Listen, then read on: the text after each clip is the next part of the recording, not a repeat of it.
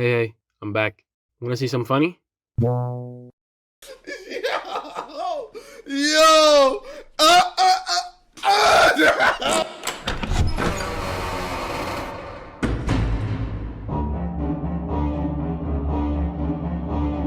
Bendy and the Ink Machine, huh? Things have been looking up for this little guy. Ever since Dark Revival, it seems like the franchise has picked itself up from the ground. A new game, Bendy the Cage, is being worked on, a Bendy movie coming to the big screens. It's really inspiring to me when I see indie games make it big and create a fan base that loves the works that their developers made. But it's no secret that the creators of Bendy had some issues. Listen, I'm not here to dive into that part, okay? I'm only here to talk about how I think this game blew up and why it defined Mascot Horror. Just take that with a grain of salt. So, let's begin.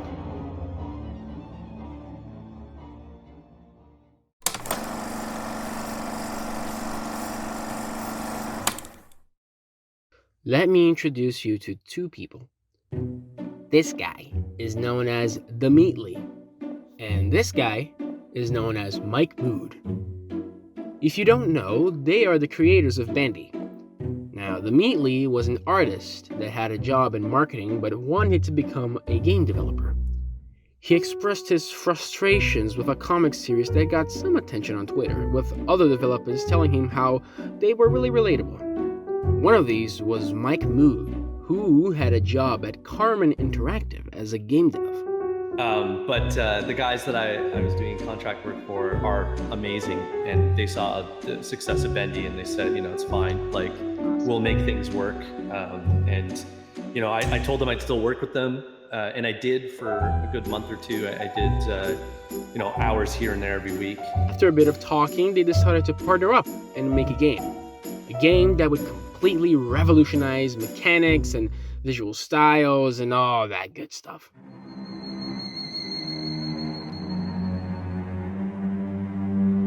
That game was not Bendy and the Ink Machine. Sorry folks, you've been clickbaited. Okay, but seriously, he made a small demo of rooms and a character he named Bendy. And I would let him tell all that story because he's the one that had the typo of Bendy, which created the name, so. Oh, really? I was working with a Blender file at the time, and I typed in, I think it was like monster.blend, but for some reason I was in the computer, and I was stuck at bendy.blend. I pressed enter, I'm like, okay, sure, whatever.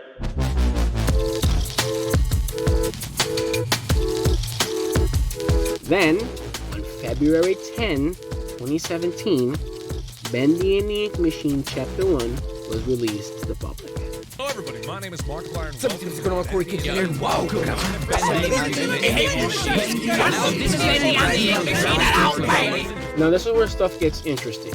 See, this little Chapter 1 experience is not very great. It's really short, it's real basic, and nothing really happens until the end. It kind of reminds me of another horror game I might know. But the promise is strong. I mean, look at that.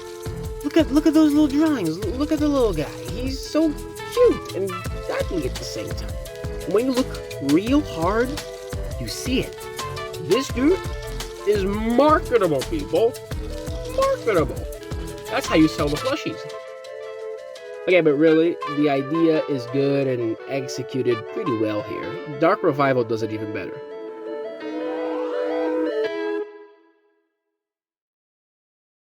But I think the most important thing they could have added are these things.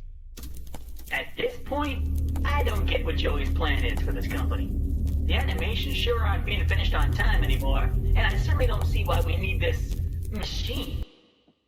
The audio logs make the game so much more deep.